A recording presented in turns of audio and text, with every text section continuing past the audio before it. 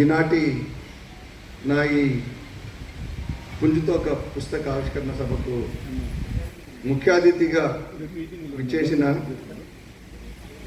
Shri G Pullaiah, director Ravindra విద్యా సంస్థలు వారికి, అలాగే వేదిక పైనున్న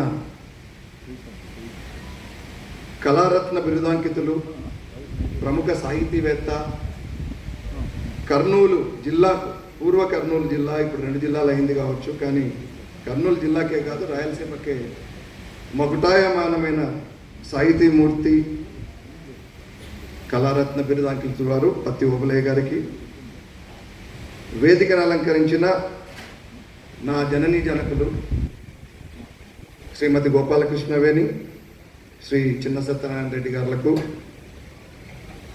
అలాగే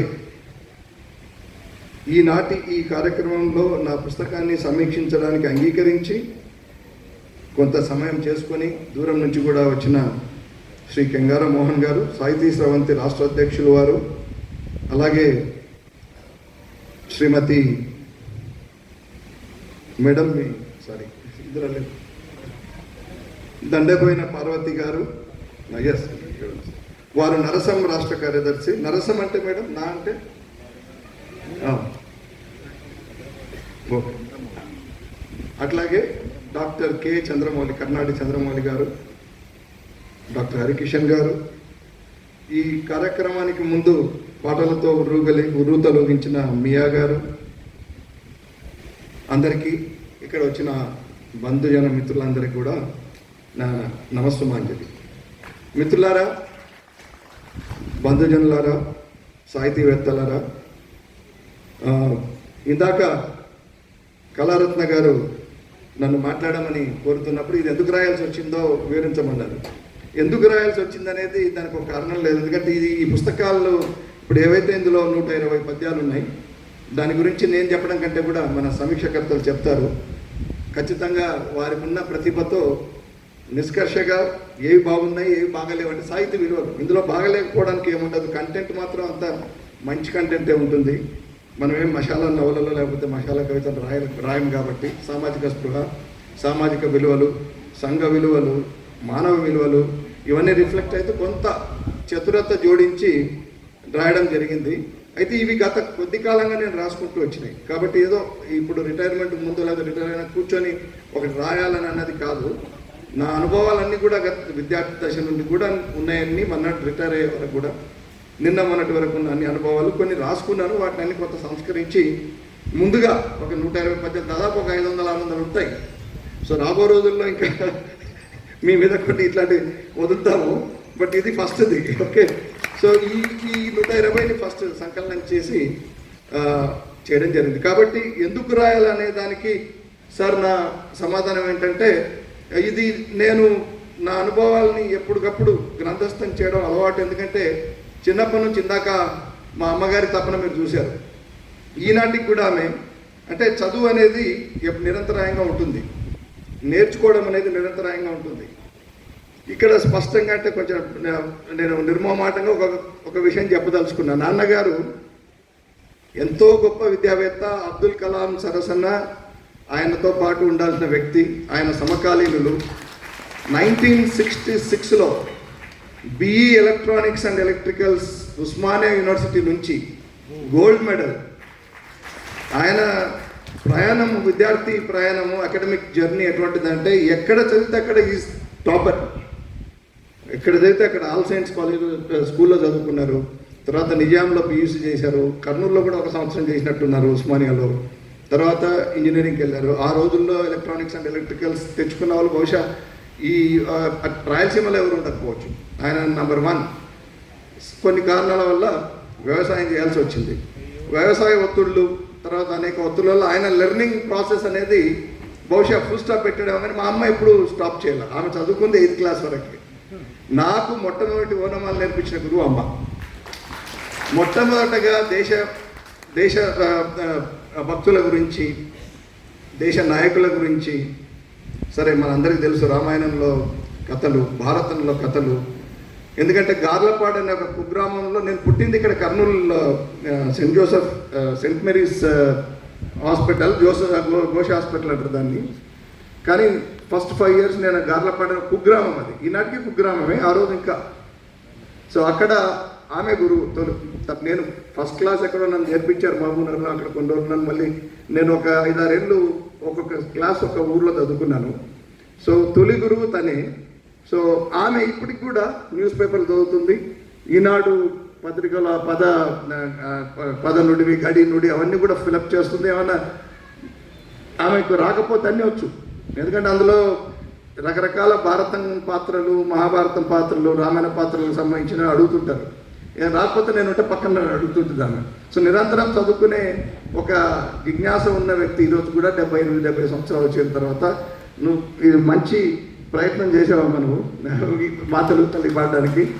అంటే ఈ కార్యక్రమానికే కళ వచ్చింది. అంటే నీ ఉత్సాహం చూసి అందరికి కూడా ఇక్కడ ఉత్సాహం వచ్చింది. ఎందుకంటే ఇటువంటి కార్యక్రమాలు ఓబులే గారు నాకు తెలిసి ఎందుకు ఏర్పాటు చేస్తారంటే, ఏదో శ్రీనివాసరెడ్డి ఏదో పెద్ద కొమ్ములున్న వ్యక్తి, డీజీ అయ్యాడు, డీజీగా రిటైర్ అయ్యాడు, అటువంటి వ్యక్తి కాదు ఆయన. ఆయన కేవలం టాలెంట్కి, అంటే కేవలం మన యొక్క ప్రతిభకు విలువనిస్తారు. తర్వాత ఇటువంటి కార్యక్రమాల ద్వారా ఇంకా చాలామందిని సాహిత్యకారులు తయారు చేయాలనేది ఇవాళ నువ్వు చేసిన ప్రయత్నం అయితే చాలామందిలో కూడా అది ఆలోచన రేకెత్తించుంటుంది.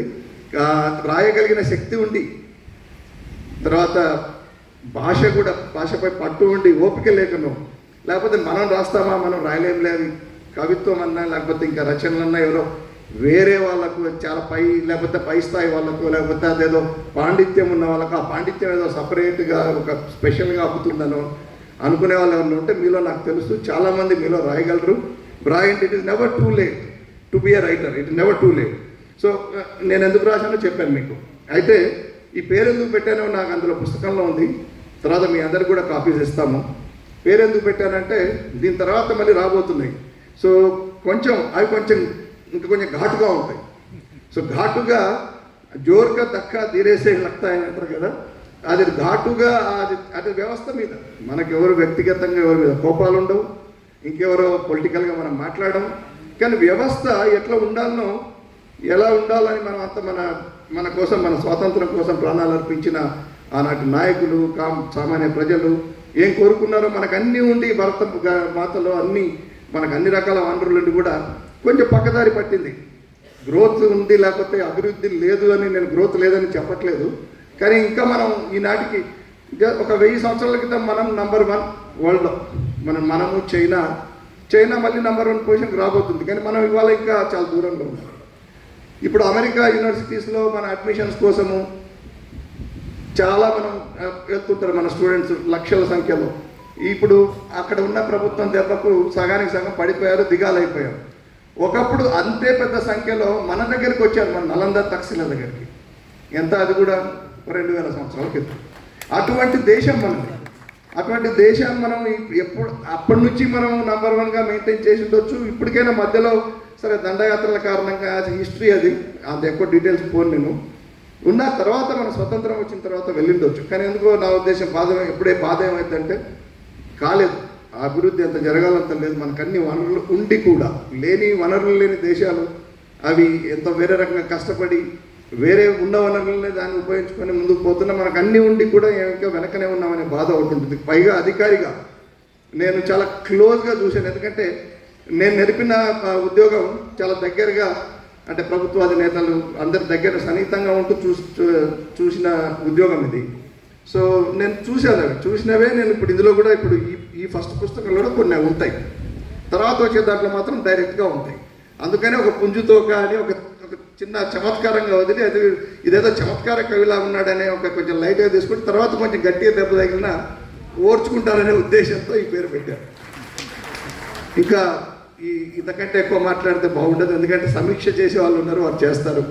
నా ఒకటే రిక్వెస్ట్, సమీక్షలో దయచేసి ఇటువంటి సభలు ఏంటంటే బాధింపకూడదనో నొప్పింపకూడదనో అన్నీ బాగున్నాయంటారు. కానీ మీరందరూ కూడా సాహితీమూర్తులు, ఎక్కడైతే మీకు మంచిగా అనిపించలేదో, భాషాపరంగా భాషా ప్రమాణాలు కూడా అందుకోలేని ఉంటే చెప్తే నేను ఇంప్రూవ్ చేసుకోవడానికి అవకాశం ఉంటుంది. ఈనాటి కార్యక్రమానికి మీరంతా ఇంతమంది ఇచ్చేశారు. మేమేం పెద్ద ప్రయత్నం చేయలేదు, ఎప్పుడు నేను చేయను. అంటే తెలిసిన వాళ్ళకి చెప్పడం, ఫోన్ చేయడం అంతే. కానీ ఇదేదో గ్యాదరింగ్ పబ్లిక్ మీటింగ్ కాదు. పబ్లిక్ మీటింగ్ పెట్టదలుచుకుంటే అది వేరే ఉంటుంది. ఇక్కడ వచ్చిన వాళ్ళంతా కూడా ఈ కళా సాహితీ ఈ పరిషత్తు గురించి తెలిసిన వాళ్ళు, ఓబులే గారి తర్వాత వారి సహచరులు ఇక్కడ చేస్తున్న ఈ ఏదైతే ఈ కళా తపస్సు ఉందో దాంట్లో భాగస్వాములైన వారు, అట్లాగే నన్ను అభిమానించి నన్ను ప్రేమించే బంధుజన మిత్రులు, మీరందరూ ఇవాళ ఇక్కడికి వచ్చి నన్ను ఆశీర్వదిస్తున్నందుకు నాకు చాలా చాలా సంతోషంగా ఉంది. దీంతో ముగిస్తున్నాను.